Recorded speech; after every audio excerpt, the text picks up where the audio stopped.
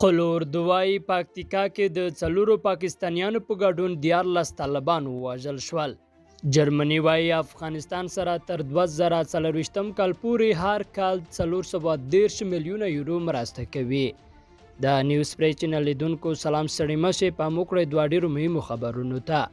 په پکتیکا کې د ملي اردو چارواکي وایي د څلورو پاکستانیانو په شمول د طالبانو 14 وسلوال وژل شوي او نور یې ټپیان دي.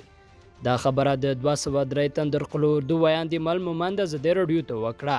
هغه ویل افغان پوځیانو طالبانو ته د مرګ ژوبله د پکتیکا د برمل ولسوالۍ اړوند د کوای سپیر په سیمه کې په ځوابي بریدونو کې ور اړولې.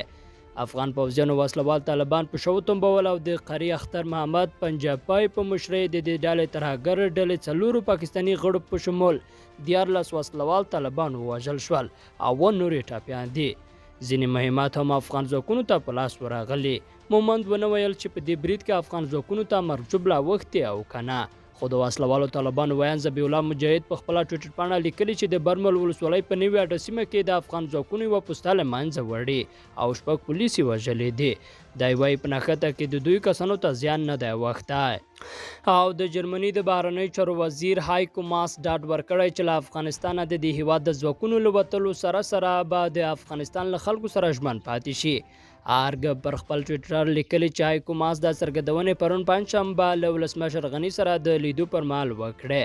د افغانستان د ملي مسلې د عالي شورا مشر عبدالله پر ټویټر لیکلي چې هایکو ماس له ده سره د لیدو پر مهال په بېلابېلو برخو کې د جرمني د ملاتړ په اړه ډاډ ورکړی دی.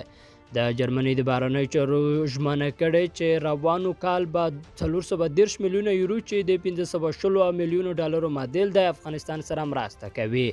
دغه هیواد به تر 2040 میلادي کال پورې هر کال همدا اندازه مالي مرسته له افغانستان سره وکړي. لیدونکو له ملته مننه ښې چارې.